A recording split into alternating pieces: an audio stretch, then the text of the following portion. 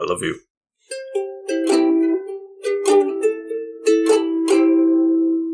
Ellie.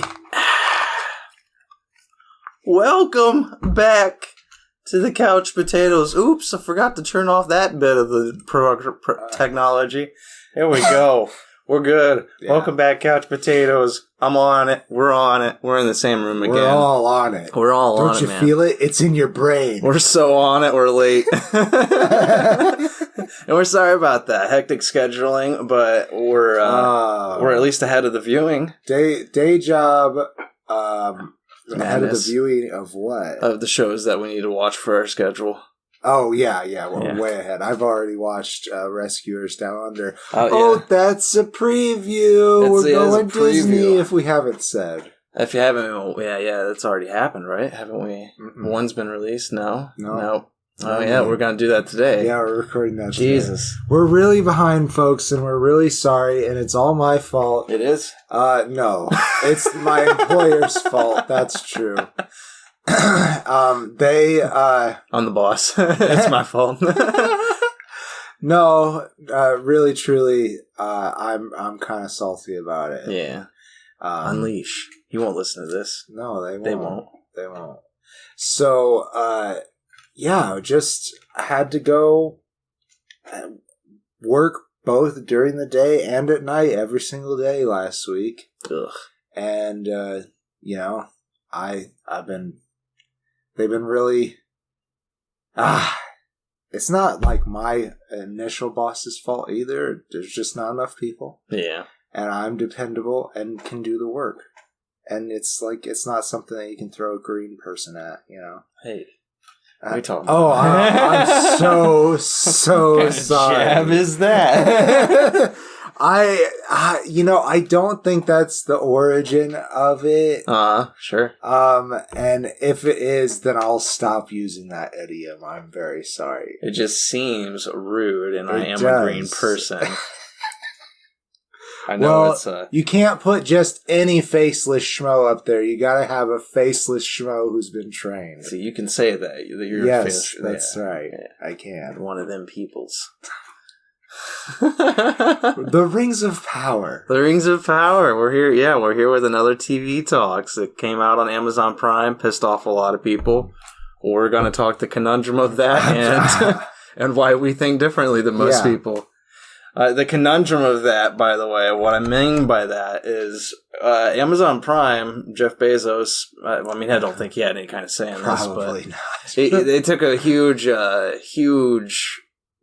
leap of faith here because it's developed by J.D. Payne and Patrick McKay, who have not done anything at all ever.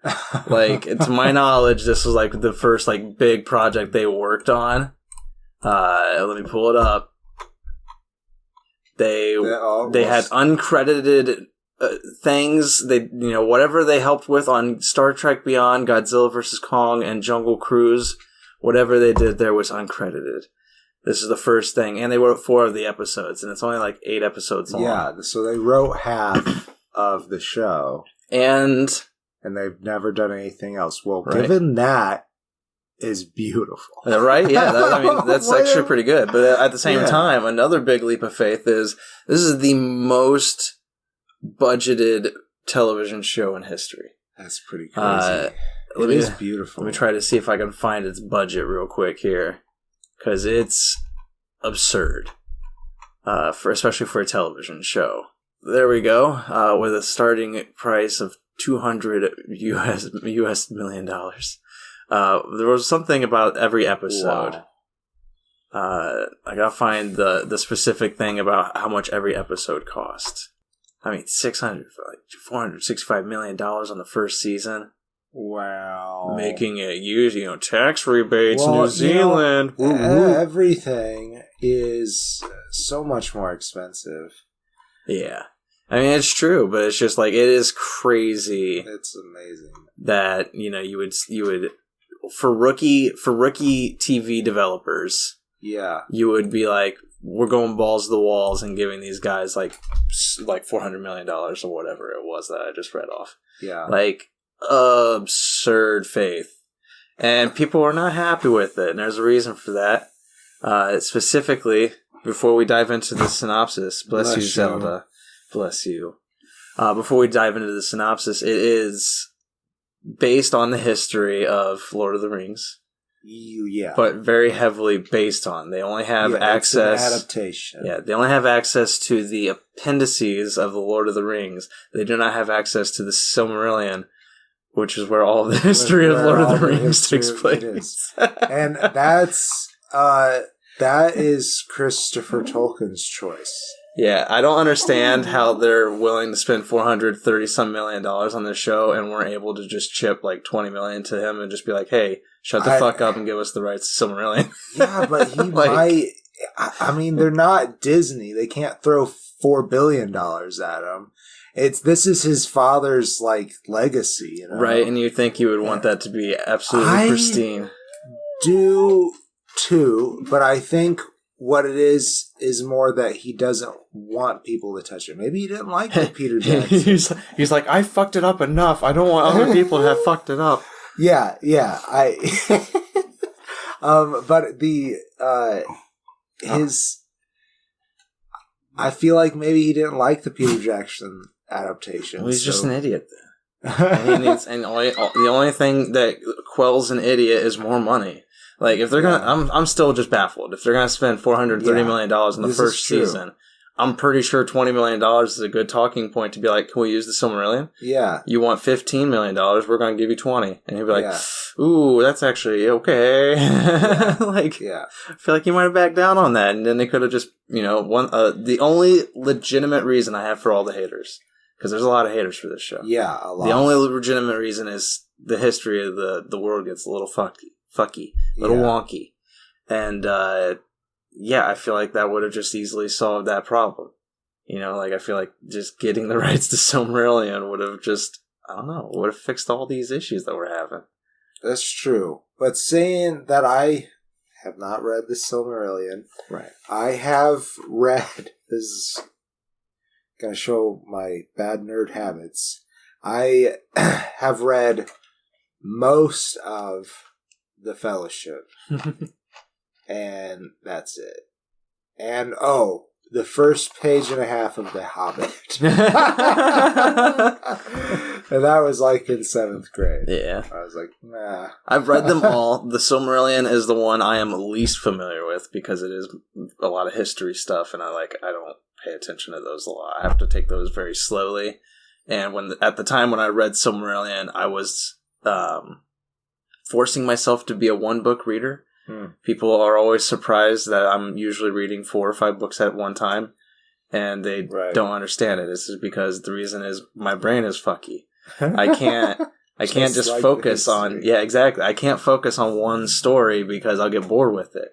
So with a lot of the books I read when I was a kid, I forced myself to read very fast through them. Mm-hmm. So I didn't gain a lot from them because I was trying to just end it so I can get to the next book. Right. And now if I read 5 books at one time, I'm getting more out of it, which is very weird, I know. But I'm going slower through them, yeah. I get it. I am also reading 3 different things right now. Yeah. One thing is including your work. Oh, shucks. Yeah. Someday it'll be published. Someday. So far I'm enjoying. I haven't gone very far. No, it's a big boy right now. It's a big beefy boy. It's a big beefy boy, but I'm hoping it'll be worth it one day. Hopefully. So, I love this world, and yes, my view of it is very narrow. It's of the Peter Jackson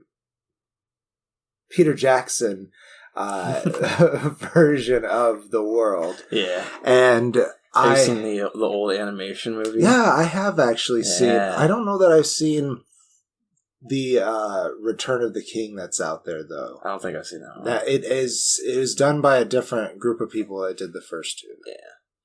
Yeah, I know I've seen the original animation, at least the Fellowship one. I really enjoyed that one. That was fun. Yeah. Oh, I watched the Hobbit one, too, and that was really weird. I don't know if I watched that one. Oh, dude, Gollum in that show is so weird. And that's another thing about... another problem this film had, or the show, The Rings of Power had, is that it's attached to those Peter. It's not really attached to those Peter Jackson movies, but people are going to attach it to those Peter Jackson movies.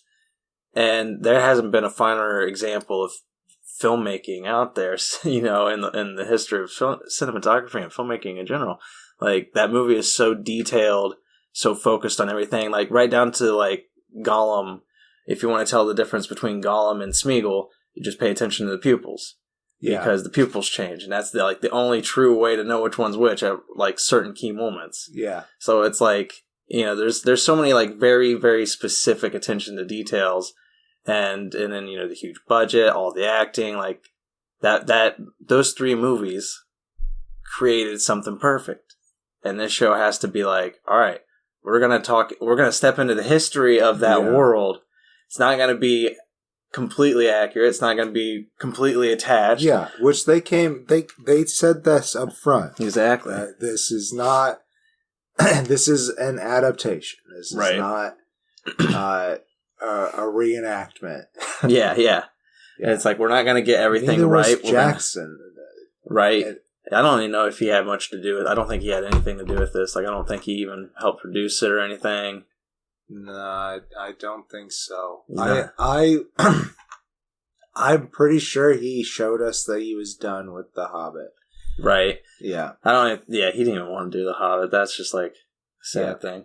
Yeah. But like with this show though, it's like what was I saying?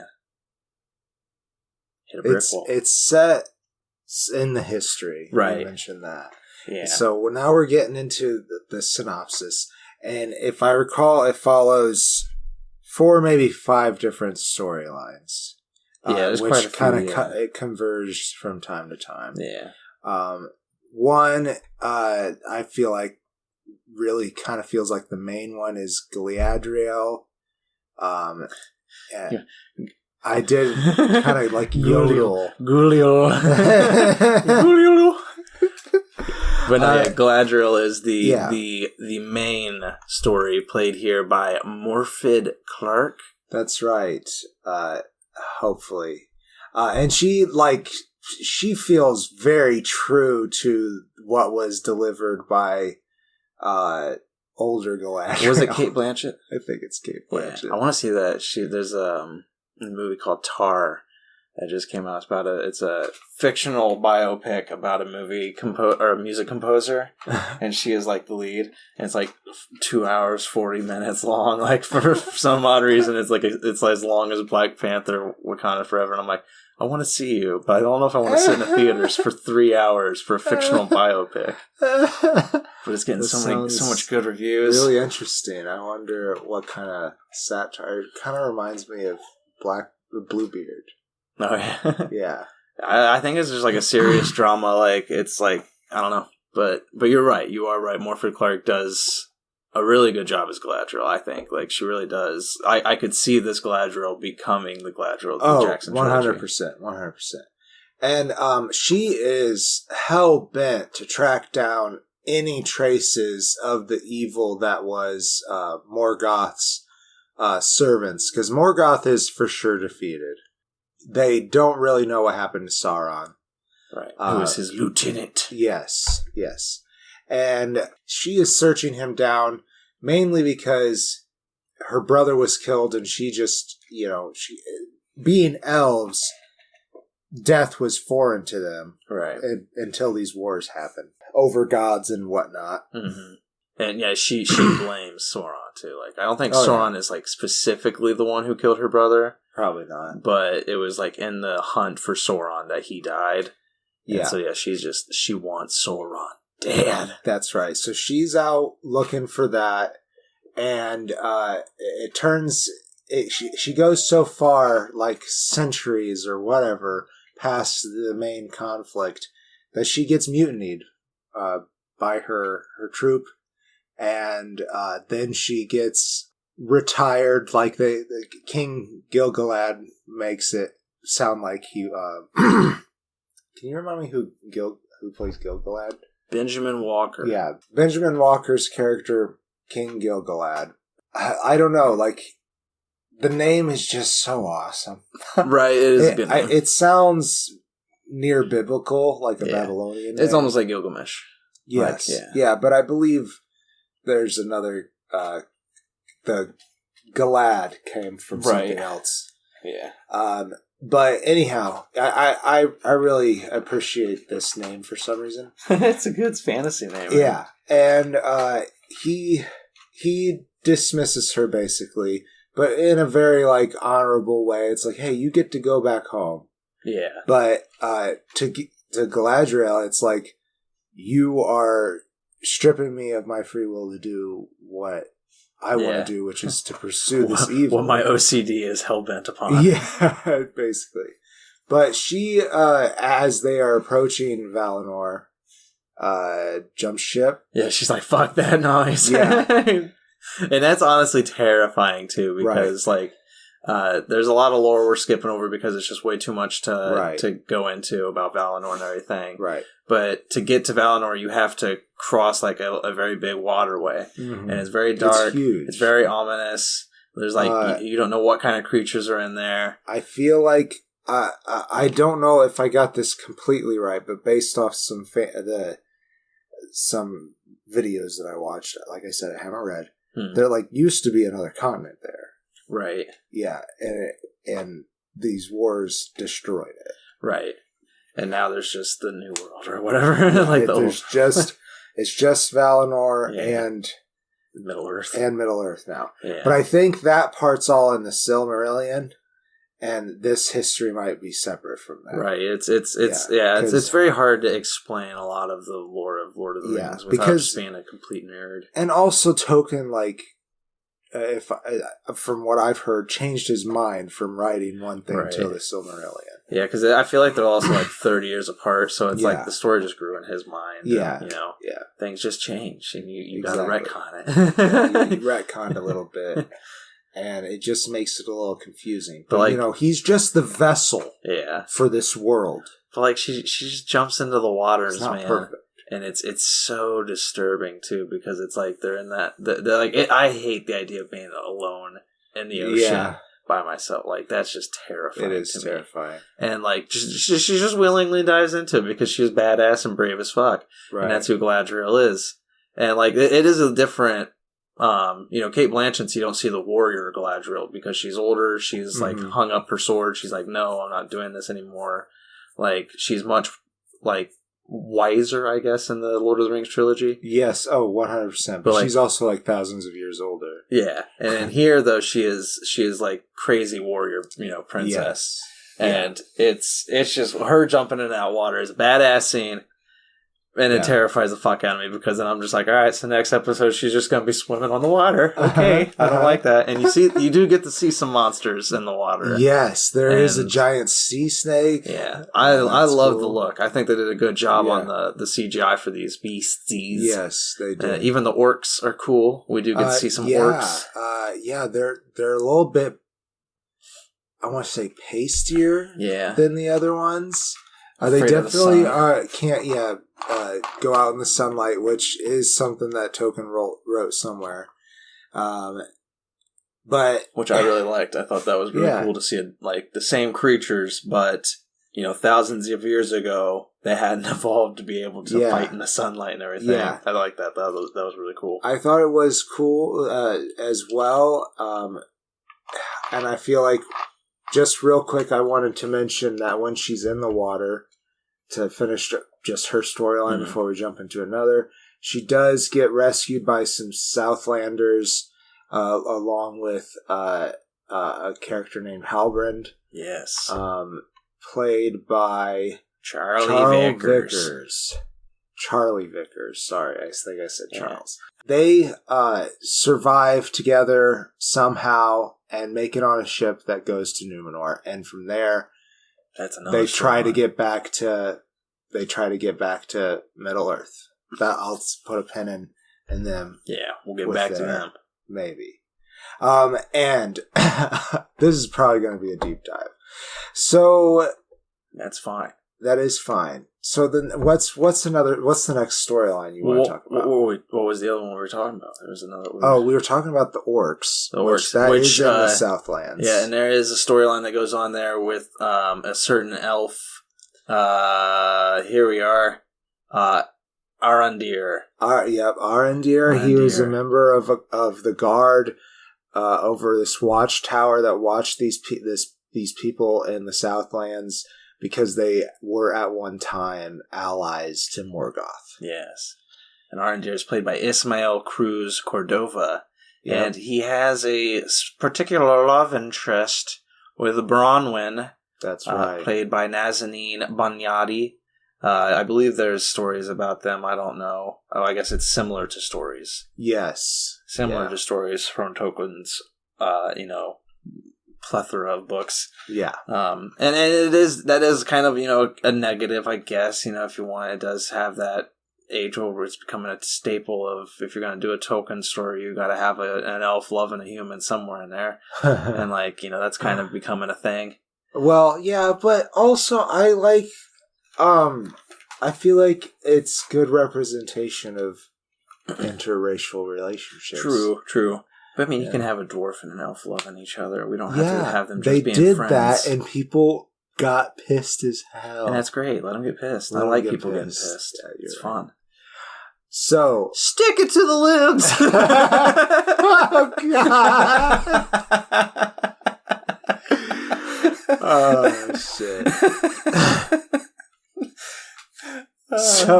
But yeah, his story is interesting. He gets Arondir gets enslaved by the orcs by one the father of the orcs who is what's his name again? Andor.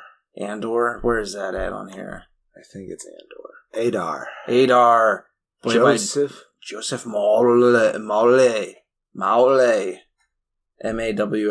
Maule. I'm so sorry. Yeah. But maybe it's Maul. He is for the first, third or half of this show, the best candidate for the big question of the Rings of the Power. Where the fuck is Sauron?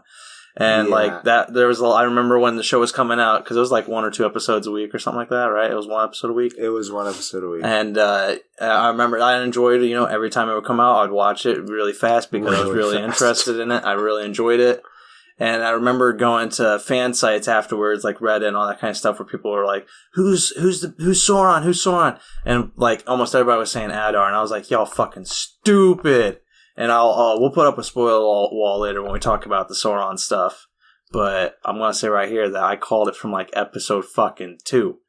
And I told the Faceless Slam, because we were talking about who I was like, who do you think is Sauron? Who do you think is the Stranger? We'll talk about the Stranger next. Yes. And we all pitched in ideas. I guessed the Stranger away. You did? I thought it was pretty obvious, though. You are right.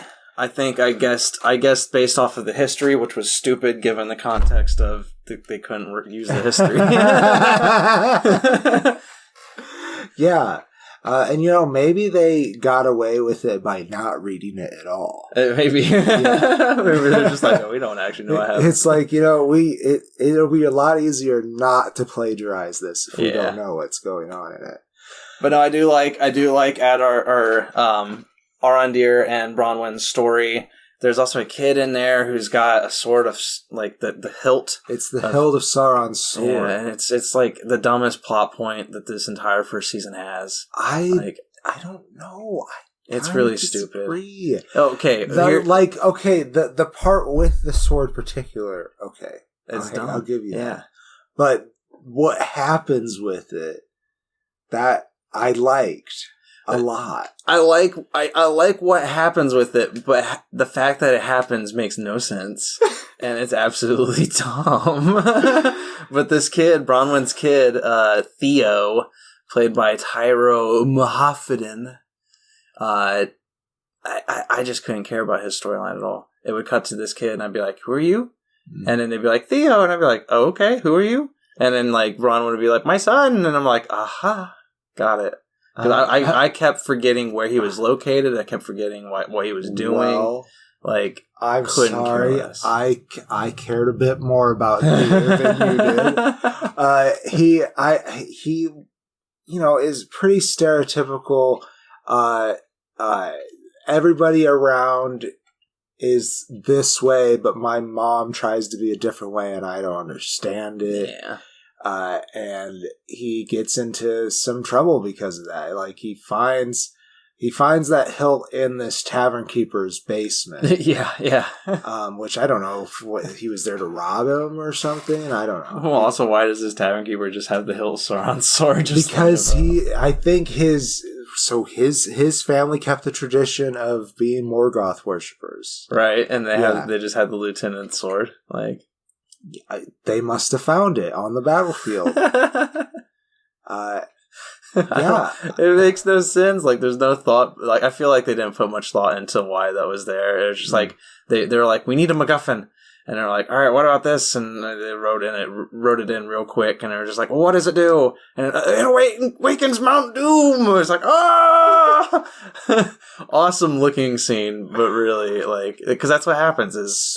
Yeah, spoilers. Spoilers, like, in the long run, it gets taken to the Southlands, where Mount Doom is located. Somebody wedges it. There. Yeah, that's right. But somebody wedges it into a rock, which was marked. Yep, and they twist it, and in doing so, it turns a bunch of knobs and levers, and causes the dam to fall apart.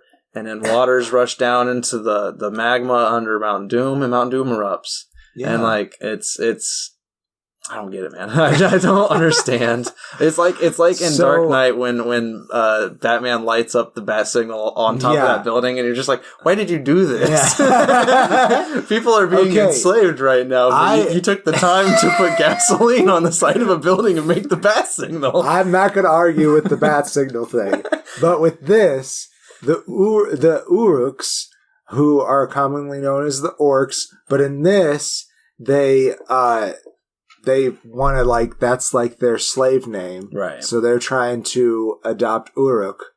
And they need they want a place that is their homeland. Yeah.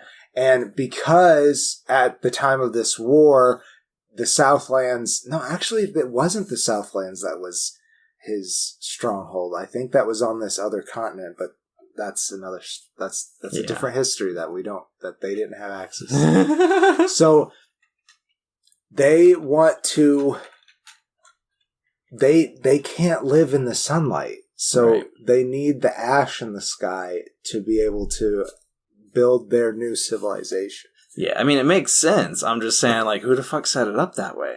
Why did it need to be unleashed by a sword hilt in the side of a cliff face? Why not just destroy the dam? Obviously, Sauron had, like, set it up that way. I know. That's the thing that makes sense. But why not just, instead of doing all this hokey pokey bullshit where you have to make a bunch of pulleys and levers to bust a dam, why not just bust the dam? I don't know. And do it immediately? Well, maybe he didn't even tell them what it was going to do. Yeah. It's just, it's all, you're right. It's all hokey pokey nonsense. It is a bit of a, easy plot. It's a spectacle is all it was for. Yes, it was just to have this beautiful visual spectacle of a volcano erupting and people being like, Mount Doom was created! Because I feel like the creators thought it was this huge, awesome thing. Yeah. And I enjoyed it when it happened. Because I was like, oh, that's really cool. But in the back of my head, I'm sitting there thinking, why not just do this from the beginning? Why did you make this huge, like, because there's so many things that it relies upon for this moment to happen. You know, that hill is reliant upon being put into a random tavern keeper's basement to be found randomly by a kid who's going to meet randomly this elf slave named Arendir, who's going to randomly allow it to get stolen by another guy named Adar, and who is then randomly going to ride through the forest to get caught by Galadriel, but secretly have made sure that it would get to the place where it needed to be at the beginning already. Like, there's so many things that it relies upon that it's just, they didn't think about, they just had the spectacle in mind. It is plot convenience. Yeah. You're right. But I argue that almost all fantasy relies on plot convenience. Yeah, but at the same time, put some thought into it. Like the whole story of the Lord of the Rings, it's like we got to get this ring to this mountain, and it's got to be burned. Yeah. You know, and it's just like, there's a lot that has to go on to happen, you know, to get there. There's not a lot of, I mean, there's a lot of plot convenience still in that, but at the same time, everything kind of is backed up and makes sense. Like, you know, it's like, well, we're going to have a hobbit do it. Why? Well, they're tiny. They can get in and out of things, you know, and they've been sneaky in the past before. You know, they stole fucking writing from the first place. Like, they could probably make it in Mount Doom. Who knows? But, like, I don't know. That was one of the silliest plot lines in this entire thing. That is the thing that you're the most upset about. Probably. Because that was the one thing that really pissed me off the most was that, like, because there's a moment where Galadriel and Arondir think that they have the sword back, and it's in, like, it's wrapped up in a little blanket kind of thing. They've caught Adar, you know, and they're just like, all right, we got the sword. And they're like, okay, we're not going to look in the bag, the blanket at all to make sure that the sword's actually there. And instead, we're going to give it right back to this little kid. Yeah. I mean, Arondir knows what the fuck it is. He knows that well, he doesn't know, I think specifically that it's Sauron's sword, but he knows that it's evil. Mm-hmm. He can feel it. And Galadriel knows it's important because this Adar motherfucker just ran off trying to steal it. And neither of them think to unfold it and look to make sure the artifact's still there. And then without doing that, they think it's okay to just give it back to this kid, even though they can feel the evil vibe coming from it. And they're just like, here you go, kid. You'll do the right thing, right? And it's just like, this is stupid. And then the kid's the one who unwraps and is like, there's nothing here. You guys are fucking with me. And then, like, you know, and then the shit that happens. And I'm just like, why wouldn't you have checked to make sure it was there? I don't know. Like, I don't know.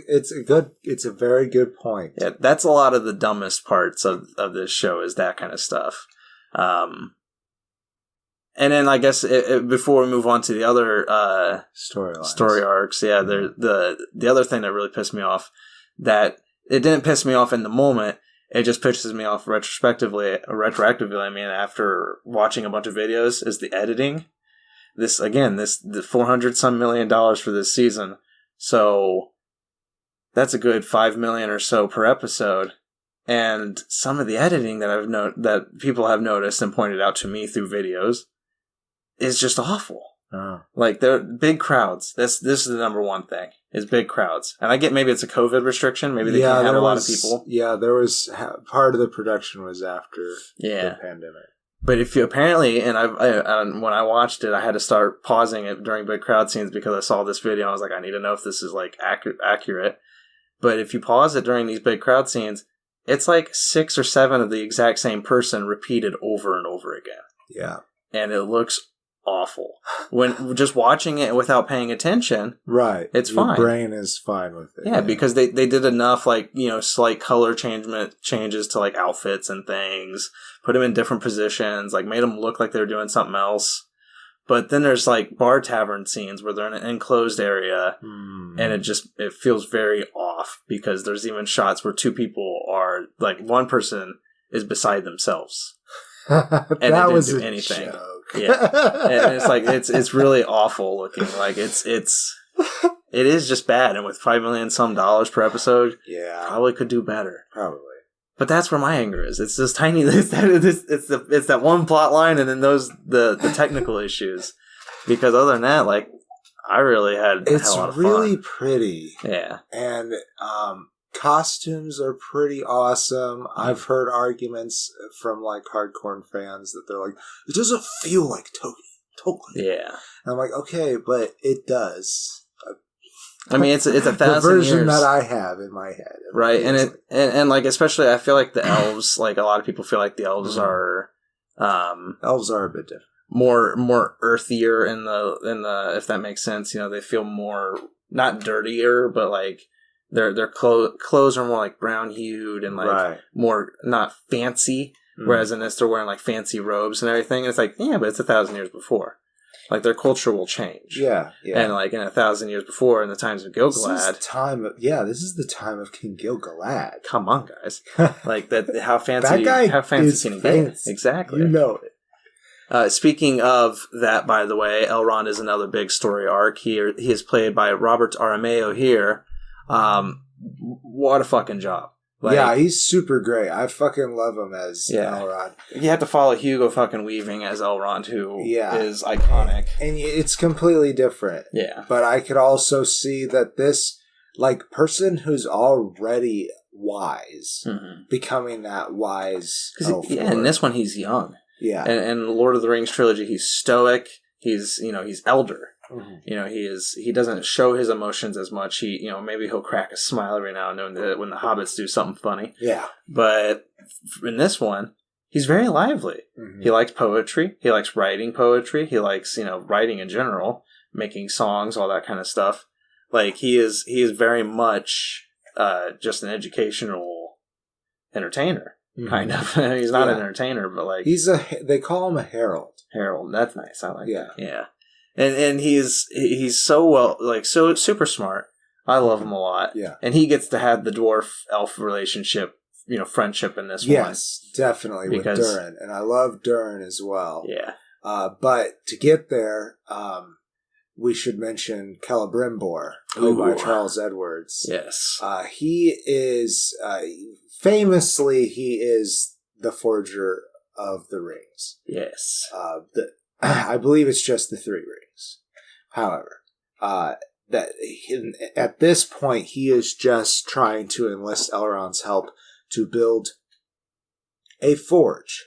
Right. And to do so, Elrond thinks, well, the dwarves are excellent builders.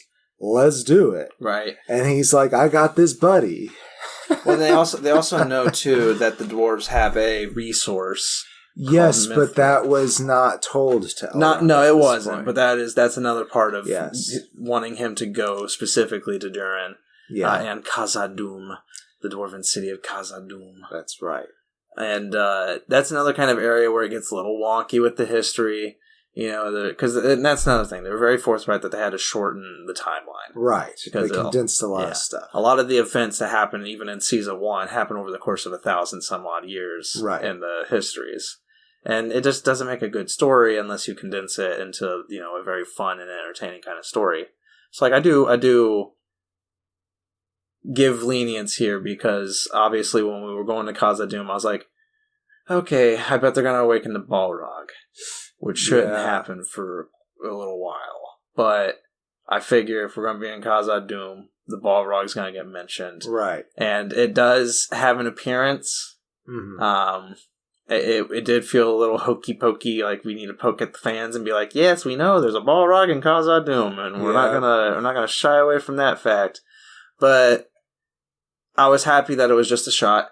Right. It's not. That'll be a future. Because they have 5 seasons planned. Right. So it'll be in season 3. That's fine. Maybe. Maybe season 2, because it does seem like they're gonna go after that Mithril. Yeah. Maybe. So anyhow, the big fun story about Elrond and Durin, though. Who plays Durin again? Owain Arthur. Is that when he shows up, he expects to, be greeted by his lifelong childhood friend. Elrond does, yeah. Yeah, and Durin is like, go the fuck away. Yeah. Durin's just like, we don't want you here, you fuck. Yeah, and... You didn't come for my wedding. You didn't say hi to me in the past 30-odd years. He missed 2 childbirths. It was 20 years. 20 years. But, if for a dwarf, 20 years is still a long time. Right. They still are mortal, even though they live for several centuries. Right, yeah. And 20 years, obviously, for us is like forever. Right. Yeah. That for me. I was going to say, there are people I know that I was friends with 20 years ago when I was 9. Yeah. That I most certainly was not friends in the last 20 years. No. And if I were to see them now, obviously, I was only fucking 9. Right. But they're completely different people, and I would not want to be their friends. Yeah, probably. Shit changes in 20 years. Yeah. But who knows? They say, hey, I'm at this restaurant, you're at this restaurant, let's catch up. I wouldn't say no if it depends on the friend. On who it was. Yeah. 100%. I don't know about any of those people's lives. But I greatly enjoyed Durin's anger. Yes. Because there's lurking beneath it there's a great humor. Because, he is so funny. He's so charismatic. Yeah. there is a bubbly dwarven charm beneath this like this facade that he's putting on, because he's like, I'm mad at you. I won't break down. I'm not gonna accept your friendship. Oh fuck it. He lost the drinking match. It was cracking stones. Cracking stones. That's what it was. Yeah. And Elrond. Elrond was supposed to be banished if he lost, and he somehow convinced Durin to let him apologize to Diza and the children. Yeah, Diza, played by Sophia Nomvete. Yeah, she's awesome. Yeah, and she resonates to stones. Yeah. So you get to hear her sing, and that's fun. And let's get it out of the way right now. A lot of people complaining about one hilarious thing. I say hilarious as in, like, I can't believe we're this stupid. Yeah. People were complaining that there are not only black elves, but black dwarves as well. Yeah, and that's the worst thing ever. That would never happen in Lord of the Rings. They were all white, god damn it. And it's dumb as fuck. Anybody out there who's complaining about that, you can immediately discard or discredit their opinions. Yeah, it's just like, why? Why? Yeah. Why does that even matter? It's a television show. Why can't we give equal opportunity to our actors? Truly, I did not see, like, I watched like the first 3 episodes before I started hearing those reviews. Yeah. And when they came in, I was literally like, wait, there's a black dwarf? Like, I was like, I did not even, like, there was just a dwarf. Like, I didn't even pay attention. Like, well, she's black and beautiful, she does the job so well. Yeah. She's loud. She doesn't have a beard, inviting. Though. She has sideburns. She should have a beard. Maybe she shaves. Maybe. Yeah. But Aragorn says they have beards. And so did Gimli. Yeah. Which is probably true. Yeah, that was just if you didn't know, that was another sarcastic comment. That a lot of people were complaining that she didn't have a beard because people are weird. But we've had other male dwarves who shave their beards in the show. I don't know about that. I don't know about that. No. Yeah. There's in The Hobbit, one of them just has a big old mustache. That's not canon. So there's another storyline that we said we were going to do next, but we didn't. Oh yeah, we missed it. We're going back to talk about the Harfoots. The Harfoots are so cute. Yeah. They're like these proto-hobbits. The main one is Nori, played by Markella Kavanaugh. And she's great. She's adorable. She is adorable. Yeah. And when you say precursor to the hobbits, they're nomads. Yeah. Which is crazy. Yeah, they are nomads. They migrate to different parts of the world. I guess it's all near that western side, right? Where the hobbits live, near the Shire and all that stuff. Yeah, and it's just funny because like the hobbits are like the laziest people, and it's like in 1,000 years' time they're going to become these like cozy chaps who just settle down, but like here. They're up and happening. They all still look very similar. They got big, hairy feet. Very short people. Mm-hmm. But I've heard people complain about that too. Yeah, people don't understand that. Yeah, 1,000 years, shit changes. Yeah, man. And also they brought the color part in too, and they're like, and this part we get because Tolkien does say they were mallow of skin. Oh my god. That's another thing. People like Tolkien was writing this shit back in the 20s, 30s, 40s. Like it was a completely different time period. Of course, he thought that way. Like it's it's just the dumbest shit. I don't understand why people complain about it because I didn't even pay attention to it. I was like, I never even thought that there couldn't be black dwarves or black elves. Like I would just see a black actor playing an elf and be like, that's an elfish person. They got the elvish ears. They got the crazy eyes. Like, any of the eyes are just, like, staring deep into the distance, seeing everything. Been watching Pushing Daisies again. Oh, boy. And then suddenly I realized that the elf king from The Hobbit Oh, yeah. is the main character. Is like something Lee or Lee something. I can't remember. I don't remember the Hobbit movie. I'll talk about it soon. And Bangers and Hash. If you're like what we're doing here, which is a lot of rambling, then you would really like Bangers and Hash, which you can catch if you become a certain level of patron at our Patreon at patreon.com/KoreanFaceless. That's correct. You can get a lot of other fun stuff there too. That's right. You can. I don't know. I did very bad. You did a very good one. But that's true. There's a lot of other stuff at patreon.com/KoreanFaceless. That's true. Merchandise per tier. The ability to vote on what we watch at the beginning of each month. That's right. There's a lot of cool shit, people. Yeah. Like, check it out. Okay. But yeah, the young Harfoots, yes. Before they move on, they see a star fall from the sky. Very first episode. What's the leader of the Harfoots before we move on? Would it be... Oh, there's so many peoples in this show. So many peoples in this show. And now we've ran out of actors. Well, I have not seen any. He's not the wife. He's not the father. No. He's not Nori. He's not Nori's friend. Why couldn't you just keep them all together? Yeah, I don't think this Wikipedia article mentions them. That's really kind of upsetting because they're kind of a bigger character. But not crazy big. They're like, this could be an O-Man. Lenny Henry. Thank you. Yes. Sadok Burrows. Sadok Burrows. He like holds all the records and stuff and does all their ceremonies, and he's a lot of fun. And he sees this shooting star and he's like, oh, this is Omen or something, and starts going through his books. But at the same time, Nori sees it and she like is really near where it hits. Yeah.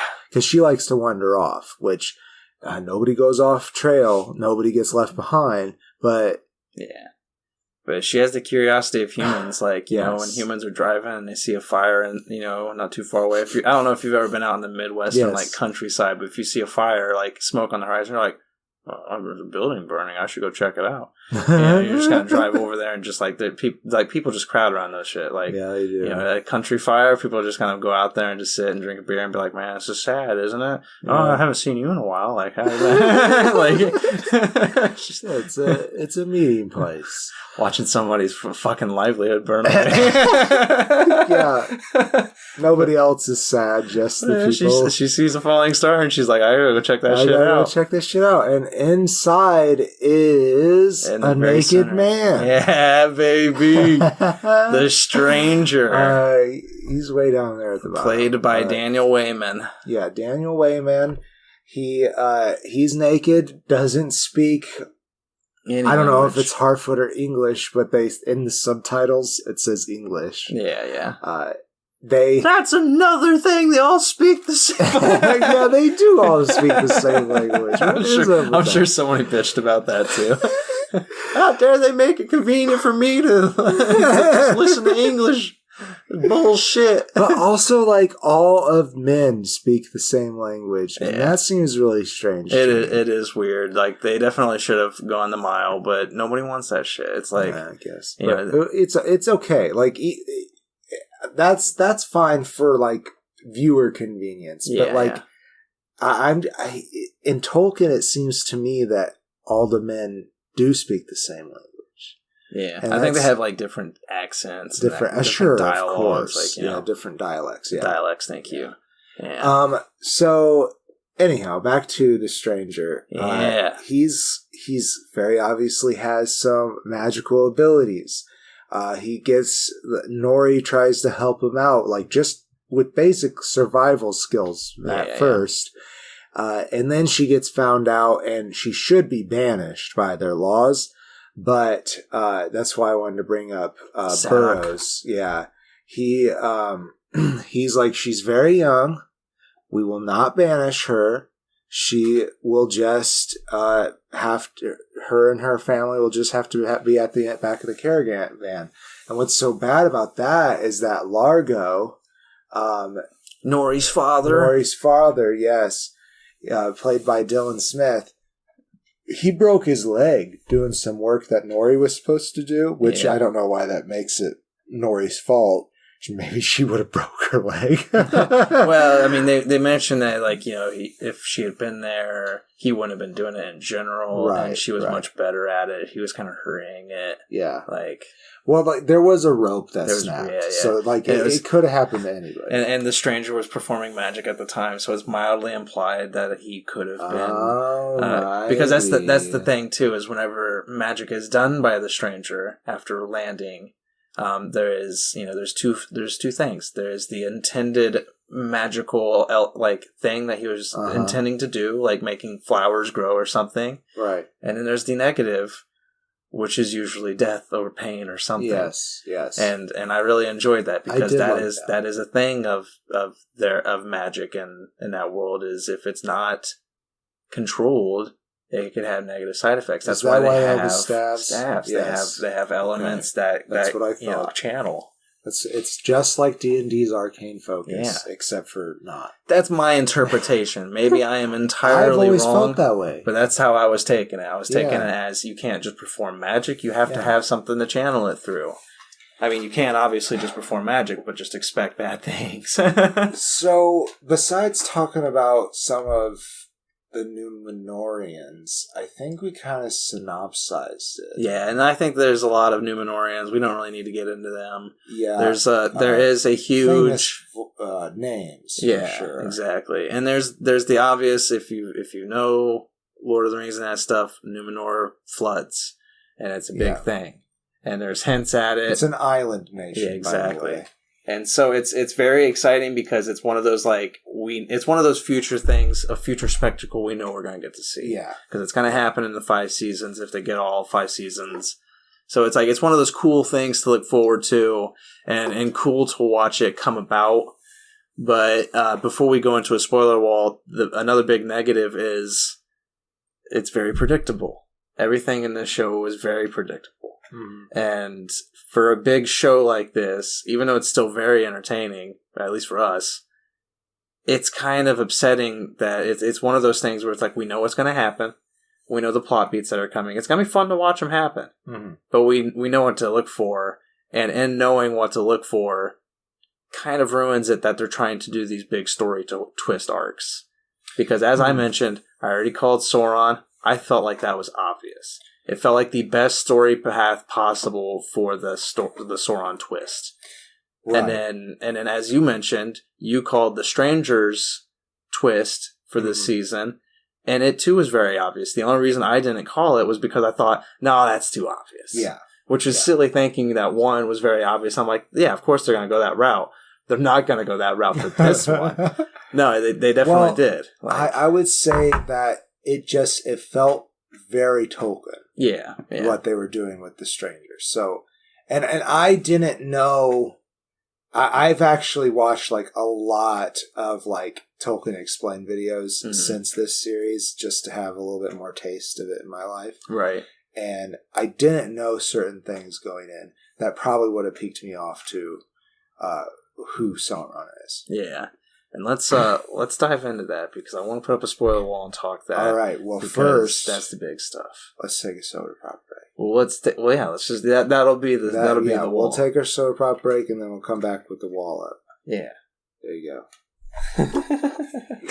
I gotta get a drink. I love you. For spoiler skips, go to 106. Yeah, we had a lot of complaints last year when we were opening Veterans Day, so we decided we're gonna take it. That's just... I don't care that they complained. People are fucking stupid. Yeah. What? Well, we're back on that note. People being stupid. I don't know. We might be back on that note because we're back. People being and fucking behind a stupid. wall. We're behind a wall. So you're stupid if you're still here and want to watch this show. No, you're not. Because there's spoilers coming right at your face that are going to make the watching if you haven't show. watched the show yet. Yeah, go out and watch it because it is highly recommended by both of us. Yeah, we both really enjoy it. It's cool. The bigger spoiler, first and foremost, let's talk The Stranger first. Okay. Let's talk The Stranger, because a lot of the fan sites, there were two options. Because everybody thought it was obvious that it was Gandalf. Right. And most people who thought it was obvious that it was Gandalf thought, okay, if they want to be like any other show in the history of shows, you don't go the obvious route. Right. You want to keep the audience on their toes. A little harder to do with a history where we know everything. Right. But still. They were like, so it's probably not going to be Gandalf. And those people, myself included, were like, there's got to be two other options. It's either Sauron, because we're hunting for Sauron. We got to figure out which one's Sauron. This guy marks all the check marks. He can do magic. It kills people. He's got an affinity for hobbits. Odd. Like, that doesn't ring with Sauron very well. But I mean, Sauron was also very communicable. Like he had a politician side, silver tongue. Yeah. And the other option, the one I was thinking it was another member of the Astari. Yeah. The Astari are the magician, the wizard folk. There were two blue members that came down first in the histories. So I thought, and this guy was in gray, so I thought maybe this is just the blue Astari. Maybe he hasn't gotten his colors yet. Yeah. Maybe he's got to learn the worlds. You know, that would be the historical accurate way, is if a blue Astari came first. Yeah. Exactly. And so I was thinking, probably not Gandalf. That's too lore heavy. You know, they don't want to touch him too much. They want to give Ian McKellen. They want to give Ian McKellen, his legacy a bit of a step back. Yeah. Nope, it was Gandalf. No, it was very much Gandalf. They haven't said it yet, but they have implied it through lines. 100%. Yeah, he has said like 3 or 4 lines that Ian McKellen said in the Peter Jackson trilogy. Specifically, like something about his nose. Like he's talking to Mary Addock once, and he says something about not follow your nose, but like something along those lines. Yeah, and he says the exact same thing to Nori, and it's like, got it. This is Gandalf. He's in gray. It makes sense. That's fine. I was happy it was Gandalf because I was, and it's funny because way back in the episode that we meet young Harbrand, almost immediately. Is it Harbrand, not Halbrand? Halbrand. Oh, there's so many actors. Halbrand. Charlie Vickers. Way back when we meet Halbrand, though. Just not really through his actions, but just from a storytelling standpoint, I thought, man, it would be great if this guy is Sauron. I almost said Voldemort. If this guy was Sauron. Because him and Galadriel form a tight relationship. And Galadriel is trying to find, Sauron because she blames her brother's death upon him. And so it would be a very good thing and very on brand for Sauron if he gets in close. This is true. And stabs you. Because that's what he does in the histories. That's what he does. He infiltrates, the elves, he infiltrates the men, he infiltrates pretty much everybody. And, whispers in their ear and gets in close and then betrays them. Particularly like, and I've been rewatching it, right? What I particularly like is that he never once lies to her. No. Never once. Yeah. And it's all like just taking the words that she said, repeating, like giving a question that seems a little leading, saying something else that is true. Right. And it's just very well written for that reveal. Yeah. And even, like, there's other notes, too, that, like, were solidifying that he was Sauron in my mind. Mm-hmm. But, like, again, if people doubt me, I told Faceless Leon here on day one. Like, when we watched it, I was like, who do you guys think is Sauron? And you guys were like, we weren't even thinking about that. And I was like, I think it's fucking Halbrand. You did. They did. Yeah. They called it. And I don't know if if it was that obvious to a lot of fans. I feel I did see it on the fan pages. I did see a lot of people thinking that Halbrand was a good choice, and it made sense too, especially when you get to see a little darker was signs. A good choice. Adar was good. I thought Adar was another one of those that just felt like too obvious. Yeah, like him and the stranger for being Sauron. It was just a little too on the nose. Like it was a red herring-ish feel. Right. And with Halbrand, I mean, there's also a little bit too on the nose when you look pointedly at it, like I did. There was a lot of on the nose, like it's obvious he's got to be Sauron. Especially when you see him alone. I think it's obvious if you have a suspicion. Yeah, because you're like you're honing in on it. You're just tunnel visioning. That's what I'm trying to think of. And like, especially when you see him alone, because there's moments when he's in Numenor where he's by himself, and his first instinct in a lot of areas is violence. Is like instant, like somebody would attack him and he would just be like, kill everybody. Yeah, and it was just like, it's like, holy fuck, where'd that come from? And like, you get little hints at his backstory that he's like, Galadriel assumes him to be of royal blood, right? That he's a king of the southern lands or whatever, the Southlands. The Southlands, and like, and you get through that kind of misleading idea, you can kind of like when you see those scenes, you can be persuaded that he's not Sauron. Maybe he's just got a dark arc, and there's going to be a hero's journey for this character. Yeah, and Sarah actually pointed out something that they did a really good job of finding somebody who kind of looks like Viggo Mortensen. Yeah. So you could definitely see that arc happening in this world for this character. And I also want to talk about this one point where he gets summoned by the Queen Regent of Numenor. Which maybe we could find her. Muriel is the character's name. Muriel, there it is. Okay. Cynthia Adai Robinson. Thank you. And she is. She calls Halbrand to talk about this plan that Galadriel has. That Galadriel swears that Halbrand is a part of, but he is at least acting like he does not want to be forced into this. Right. There is this moment where he leaves and to attend this summons, and in this same shot comes back and grabs the thing that has the crest of the Southern Lord, the Southern King on it. Right. So, not knowing the reveal, you're supposed to read the scene as they decided to go and embrace their destiny. Right. Knowing that it's Sauron, I feel like in that moment is when they decided that they're going to try to make their new leap in life in Middle-earth. Like, he didn't necessarily have this whole scheme yet. I think he is in survival mode still from the war. A little bit, yeah. And maybe for a while, they're like, I'm just going to try to live as a man. And because it has been like several centuries, if not 1,000 years or so, since the big war with Morgoth. That crest too that he took, then it revealed that he wasn't who he said he was because it had the history. I thought it had the history of that. They found that later. I think in Linden. Gotcha. Okay. Yeah.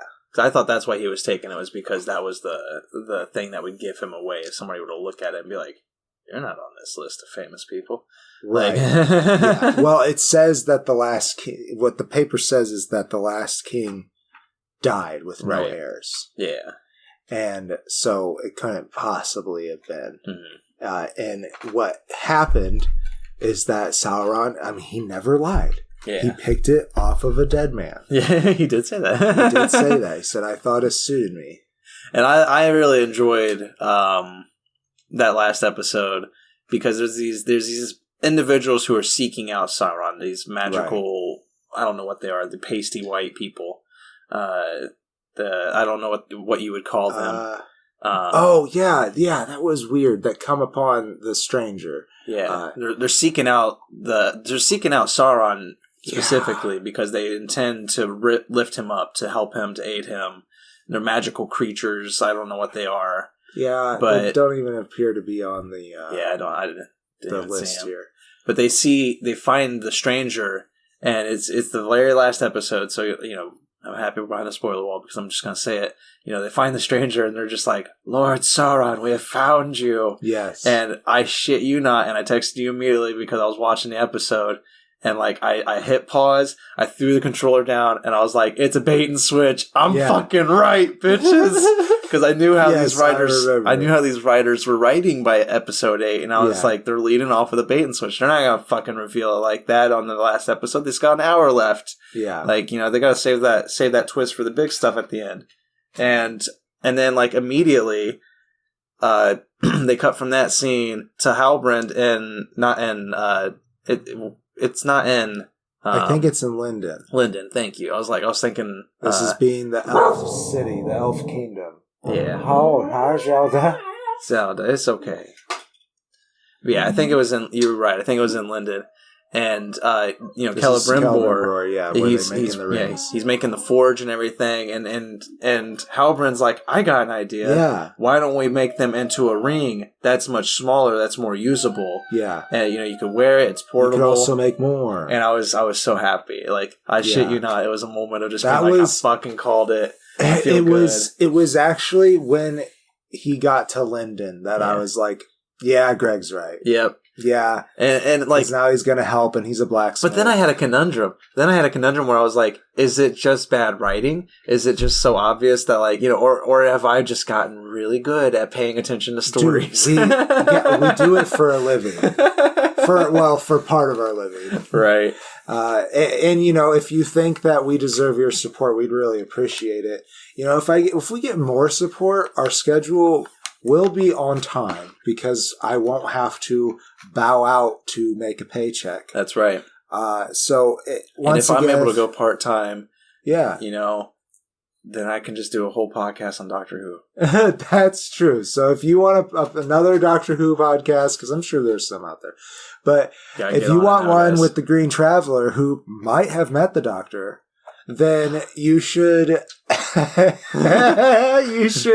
patreon.com/greenandfaceless. Thank you. Thank you again, guys. I think the wall is down now. Did we talk everything? Was that all the spoilers? Maybe. I feel like I could talk about this show for another 2 hours. Those were the spoilers I wanted to talk about. I can't think of other big spoilers. Me either. And, to close, I enjoyed it. I do think it has a lot of flaws. Sure. It's not Peter Jackson's Lord of the Rings. And if you go in not expecting that and just expecting a Lord of the Rings story, you'll have fun. Like there's a lot of history breaking. They do kind of trash the lore a tiny bit, but they stick true to the spirit of it. Yeah, I think so. It's like, I kind of want to know what Stephen Colbert thinks on it. I want to know if he enjoys it because, he is a huge fan. I wonder if the history changes and the story adaptations and everything. I wonder if that really upsets him or if he's like understanding is like, yeah, it still feels like Lord of the Rings and he enjoys it. I hope so. Because that's how I feel about it. Zelda, come here. It's a dog walking. It's okay. But that's how I feel about it. I enjoy it. I think it was a lot of fun. A little spectacle heavy. I don't know. It's not like, a lot of people are like, this is supposed to take over from Game of Thrones. This isn't Game of Thrones, because they want that high fantasy fun stuff. Yeah, but Tolkien is all about hope. Yeah. So you can't make it Game of Thrones. No.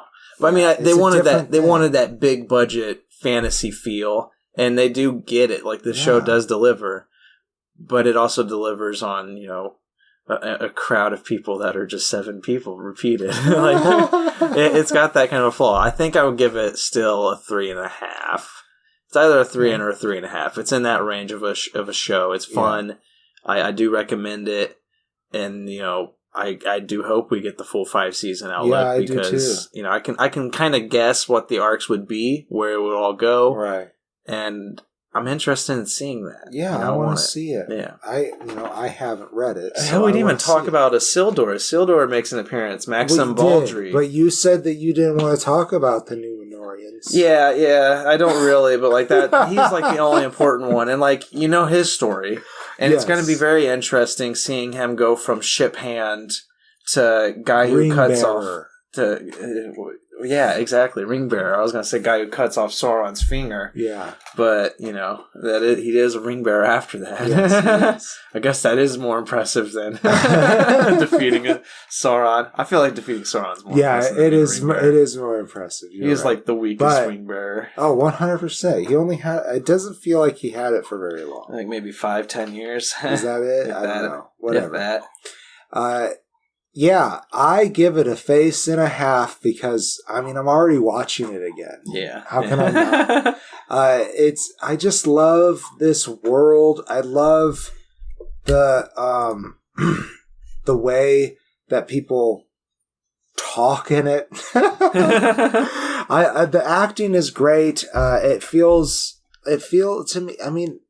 Without being a carbon copy of that Peter Jackson world, it feels like a great continuation of that. Yeah.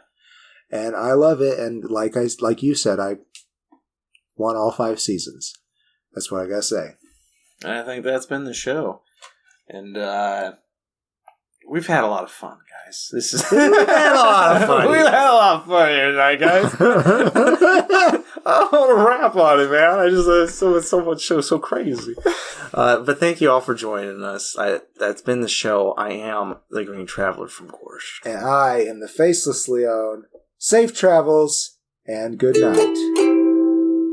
Green and Faceless on the Couch is a proud production of FictionWorks 19. Are you a fan of the show? Feel free to contact us at greenandfacelessfans@gmail.com or visit our Patreon page at patreon.com/greenandfaceless. Don't forget to comment, like, and subscribe, or rate us on Apple Podcasts. Thank you so much for listening.